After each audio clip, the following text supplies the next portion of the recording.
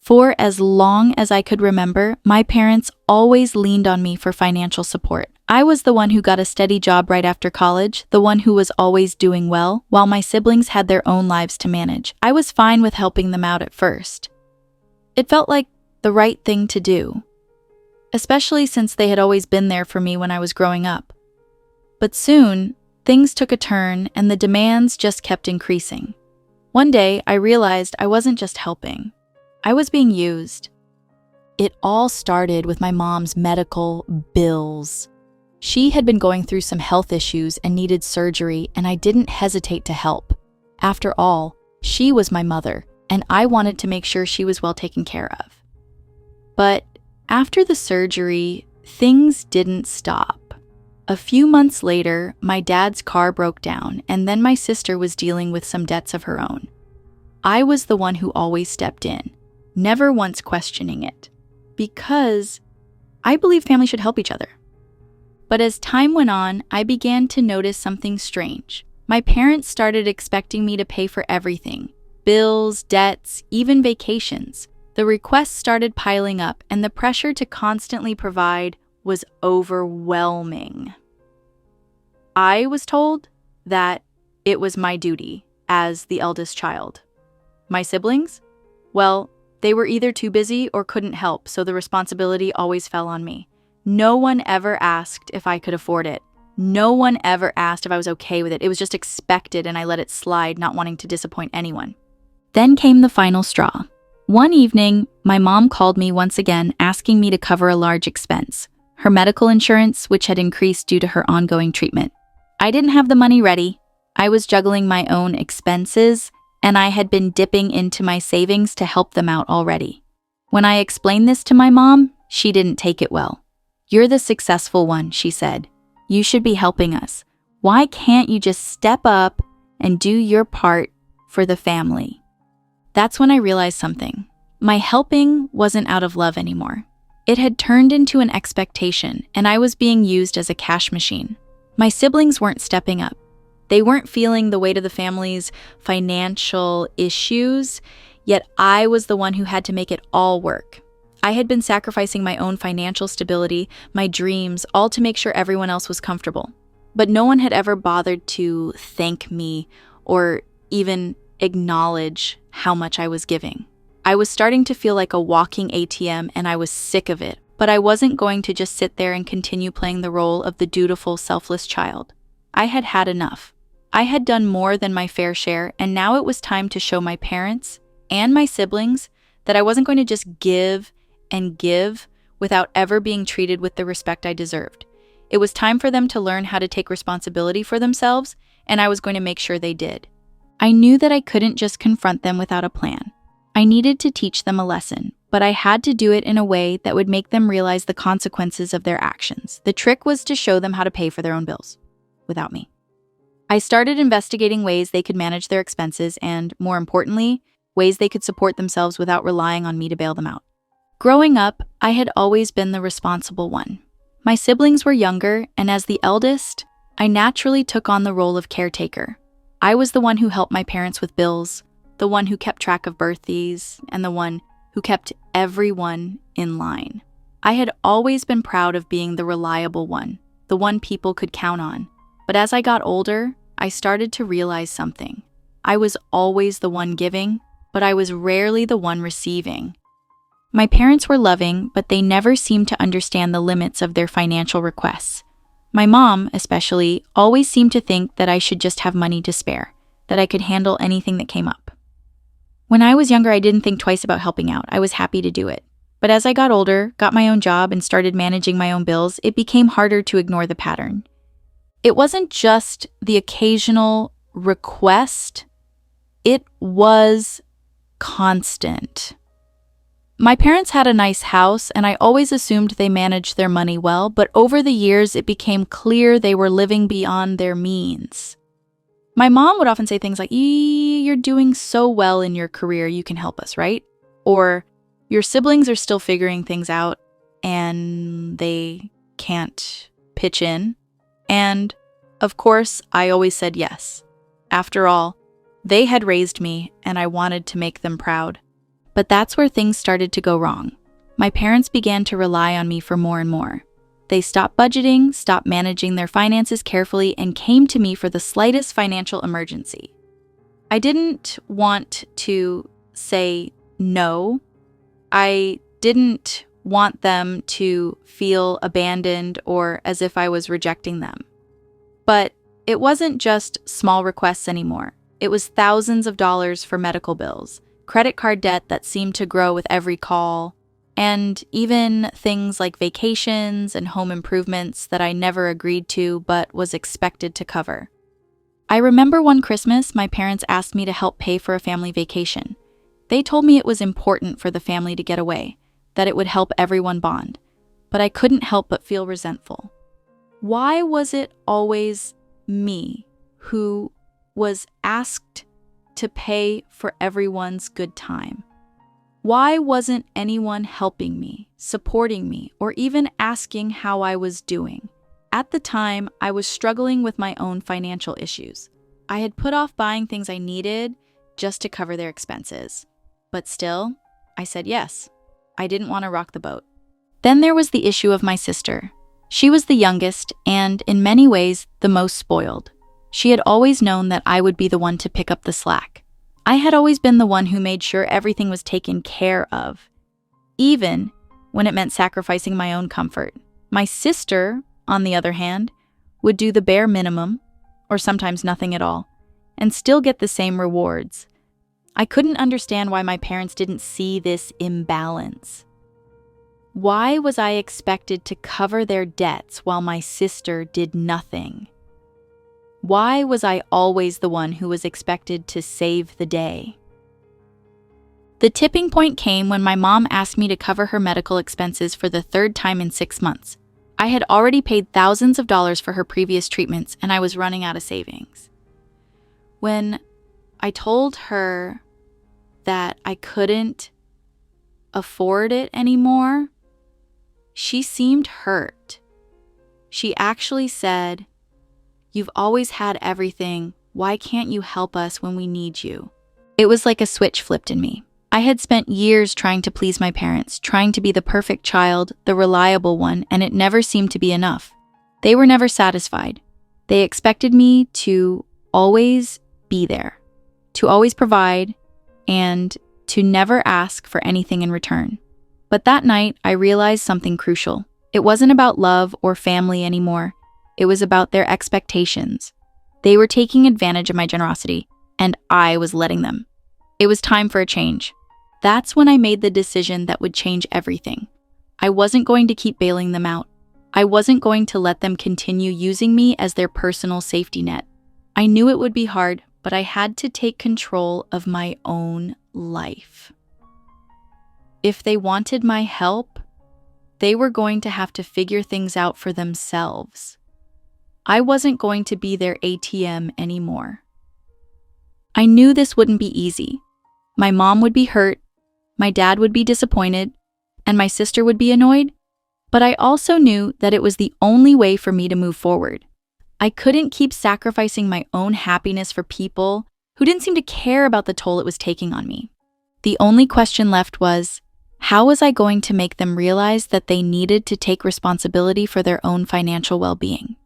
After making the decision to stop bailing my parents out, I had to figure out how to make them see that they were fully capable of handling their own finances. I couldn't just tell them to figure it out. They'd never taken any responsibility in that way before. My mom was used to relying on me for everything, and I knew she would resist the idea of having to manage her own expenses. But I was done being their fallback plan. It was time for them to learn how to be financially independent, and I was going to make sure they did. The first step in my plan was to stop paying for anything. I knew it would be difficult, especially since they were so used to me stepping in at a moment's notice, but I had to be firm. I needed to let them experience the consequences of their financial mismanagement, so they would understand how serious this was. It wasn't easy. The first time I said no to my mom's request for money, I could feel the tension building. She didn't take it well. She immediately started with the guilt trip, reminding me of all the things she'd done for me, all the sacrifices she'd made. But I held my ground. Mom, I said, I've already helped as much as I can. You need to find another way to handle this. She was silent for a moment, and I could tell she was processing what I was saying. It was a hard moment, but I knew it was necessary. Then came my dad's turn. He called me one evening, asking if I could help pay off a portion of his credit card debt. I knew this was just another recurring issue, one he'd ignored for years. I could feel the old sense of responsibility creeping in, the desire to just pay it and make everything easier for him. But I knew that if I did, he would never learn to manage his own spending habits. I couldn't keep enabling their poor decisions. So I told him no, just as I had with my mom. I explained that they needed to start budgeting, that it was time for them to take charge of their own finances. My dad, much like my mom, wasn't happy about it. He tried to convince me that it wasn't a big deal and that I could easily cover it, but I didn't back down. Dad, this has to change. I said, you need to be responsible for your own finances now. But the real turning point came when I realized I couldn't just leave them to flounder. It wouldn't help them if I simply cut them off completely. They needed guidance, a wake-up call to show them how to manage their finances effectively. So, I decided to take a different approach. I would teach them how to pay their own bills, how to budget, and how to live within their means. It was time for them to grow up. I started small. I created a spreadsheet for my mom, showing her exactly where her money was going each month, where she could cut costs, and how she could start saving for emergencies. I didn't just give her the answers. I made her find them herself. I explained budgeting basics, tracked her spending, and even walked her through a few simple calculations. At first, she was resistant. I don't need all this, she would say. Why can't you just help me like you always do? But I stood firm. Then I did the same for my dad. I showed him his credit card statements, broke down how much interest he was paying, and explained how cutting back on small expenses could help him pay off his debt faster. At first, he didn't seem to care, but I could tell he was beginning to understand. He started asking more questions, and slowly I saw a shift in his attitude. It wasn't instant, but they were beginning to realize that they had been relying on me for far too long. The pressure was building, and I could feel the tension in the air. They weren't happy with my approach, but they were starting to see the truth. It wasn't enough to just pay their bills anymore. They needed to take control of their own financial lives. I wasn't going to be their safety net anymore. But there was one last part of my plan. I knew that, ultimately, they needed to face the consequences of their actions. I couldn't shield them from their mistakes anymore. They had to experience what it was like to live without relying on me. I wanted them to understand that their financial irresponsibility wasn't just hurting them, it was hurting me too. The tension reached its peak during the next few weeks. My parents were begrudgingly adjusting to their new reality. They had to pay their bills on time, watch every penny, and figure out how to deal with the mounting debts that they had neglected for years. But it wasn't easy for them. There were arguments, there were angry calls, tear-filled conversations where they tried to make me feel guilty. They called me selfish, ungrateful, and heartless. But I stayed firm, reminding myself that this was the only way they would learn to handle their own financial lives. Then, the consequences started to unfold. My mom, who had always relied on me for everything, started missing payments on her utility bills. She'd never had to worry about them before. After all, I'd always made sure they were taken care of. But now she was being hit with late fees. The stress was overwhelming for her, and I could see the frustration building. She tried calling me, asking if I could just pay the bills this one last time. But I refused. I can't keep doing this for you, Mom, I said. You have to take responsibility for your own finances. My dad wasn't faring any better. His credit card debt was still mounting, and now, without my help, he was starting to realize just how bad it had gotten. He had been living in denial for years, and now the reality was staring him in the face. One evening, he called me, clearly frustrated and upset. I don't know what to do, he admitted, his voice sounding defeated. I can't keep up with all of this. You've always been there to help us. Why are you doing this to me now? I didn't give in. I had to stand my ground, even though it hurt. Dad, you need to figure this out on your own. You've been avoiding it for too long. I'm not going to be your backup anymore. The emotional toll was starting to weigh on both of us, but it wasn't just about money anymore. It was about the power dynamics in our family. For so long, they had depended on me, and I had allowed it. But now, I was taking control. They didn't like it, but it was exactly what they needed. Then came the most satisfying part. My parents, now forced to face the consequences of their poor financial decisions, had no choice but to start making the tough decisions they had avoided for so long. They cut back on luxuries. They started meal planning to save money. My mom even canceled a few subscriptions she had been paying for without thinking. It wasn't perfect, but I could see the shift happening.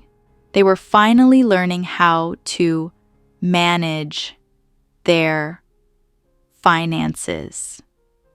The real kicker came when I found out that my mom had tried to take out a loan from a payday lender. She had been feeling desperate, thinking that borrowing money to cover her bills would fix everything. But the interest rates were through the roof, and the loan would have put her even further in debt. When I found out, I immediately called her out on it. Mom, you can't keep going down this path, I told her. You're just digging yourself deeper. You need to take control of your spending, not keep running to me every time you hit a wall. That was the moment when I finally felt like I had achieved something.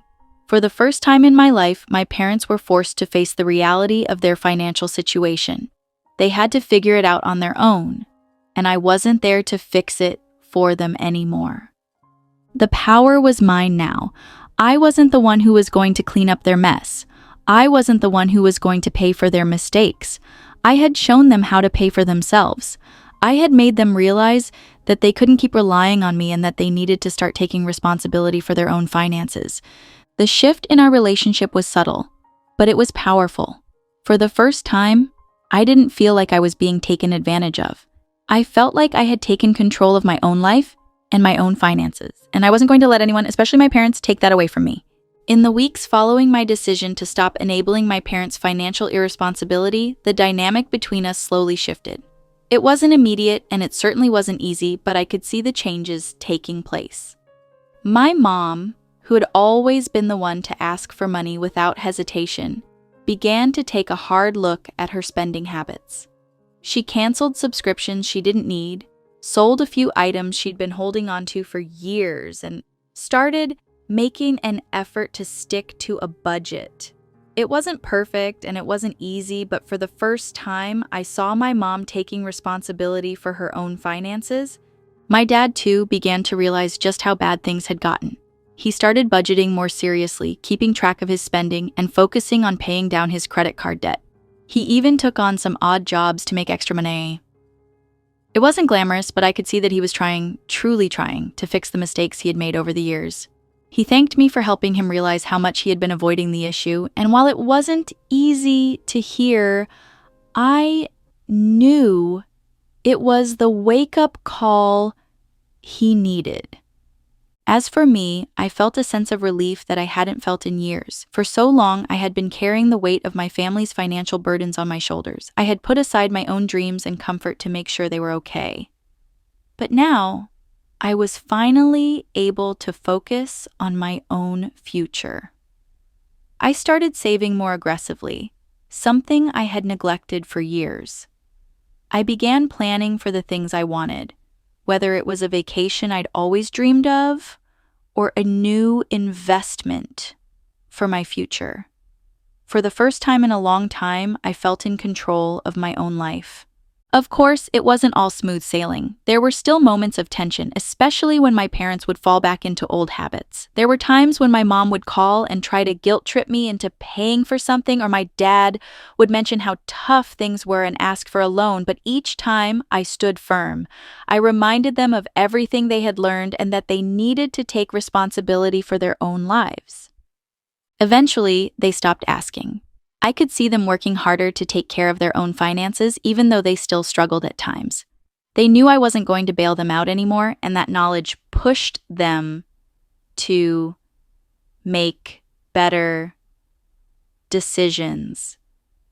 It wasn't a perfect outcome, but it was a step in the right direction. I had done what I set out to do. I had shown them how to pay for themselves, how to be responsible, and how to manage their finances without relying on me. In doing so, I had also freed myself from the constant pressure of being their safety net. I had taken control of my own life, and that's something I would never give up. It wasn't easy to make the decision to stop helping them, but in the end, it was the best thing I could have done, for me and for them. They learned how to stand on their own 2 feet, and I learned that I couldn't keep sacrificing my own well-being for the sake of everyone else. It was a tough lesson for all of us, but it was necessary. In the end, I didn't just help them financially, I helped them grow. And in doing so, I grew too.